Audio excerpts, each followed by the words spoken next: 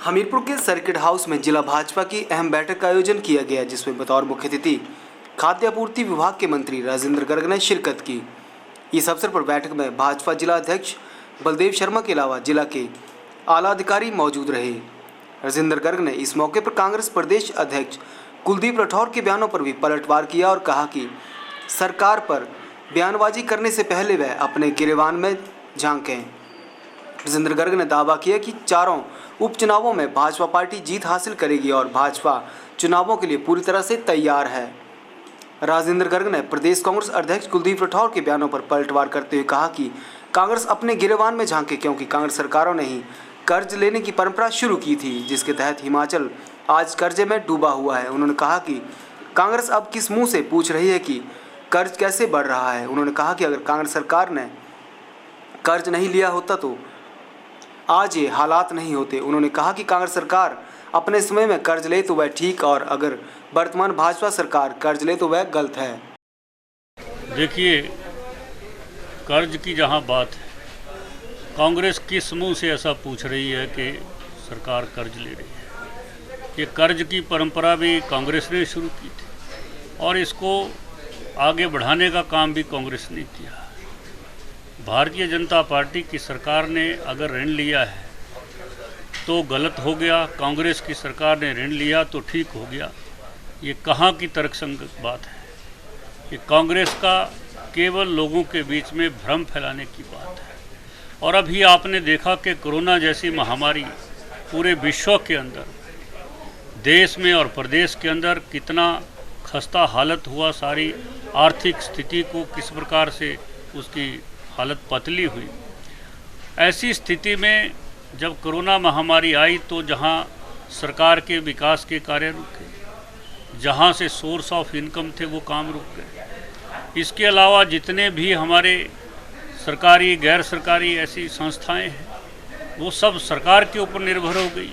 उनके लिए कुछ न कुछ, चाहे टूरिज्म की बात हो, चाहे ट्रांसपोर्ट की बात हो, चाहे अन्य व्यापारियों की बात हो, ऐसे हर क्षेत्र में लोगों की डिमांड सरकार के ऊपर निर्भर है। ऐसी परिस्थिति में भी हिमाचल प्रदेश एक छोटा राज्य होने के बाद भी, और जिसके अपने कोई रिसोर्सेज ज़्यादा नहीं है, ऐसी परिस्थिति में एक आपात स्थिति बनती है। और जिसके हिमाचल प्रदेश की कामकाजों को चलाने के लिए अगर ऋण लिया है तो इसमें कोई गलत नहीं है, क्योंकि कांग्रेस भरपूर ऋण लेती रही है।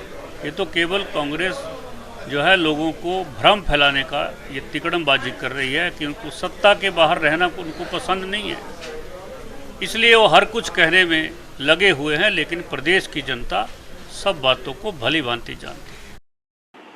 राजेंद्र गर्ग ने दावा किया कि चारों उपचुनावों में भाजपा पार्टी जीत हासिल करेगी और भाजपा चुनावों में कांग्रेस का सुपड़ा भी साफ करेगी। उन्होंने कहा कि भाजपा चुनावों के लिए पूरी तरह से तैयार है। पार्टी पूरी तरह से तैयार है, हमारी तैयारी में कोई कमी नहीं है। जैसे ही उपचुनाव का ये तय हुआ कि अब उपचुनाव होंगे, तब से ही हमारा संगठन और सरकार उपचुनावों के लिए तैयारी कर रहे हैं। सब जगह पार्टी का काम चला हुआ है और पार्टी ने अपने बूथ स्तर तक का मैनेजमेंट जो है पूरा कर लिया है। केवल चुनावी घोषणा का इंतज़ार था और हमारे जल्दी ही प्रत्याशी भी तय होने वाले हैं। हम तीनों उपचुनावों को, विधानसभा के और लोकसभा का उपचुनाव जो है, भारी मतों से जीतेंगे। राजेंद्र गर्ग ने कहा कि हमीरपुर जिला भाजपा के पदाधिकारियों की बैठक में आगामी दिनों के लिए रणनीति बनाई गई है और हमीरपुर में विकास कार्य जो चल रहे हैं उनकी फीडबैक भी कार्यकर्ताओं से ली गई है।